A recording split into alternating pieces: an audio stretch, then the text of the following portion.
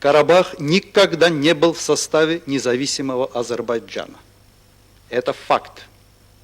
В результате распада СССР на территории бывшей Азербайджанской ССР и Нагорно-Карабахской автономной области образовались два государства – Азербайджанская республика и Нагорно-Карабахская республика.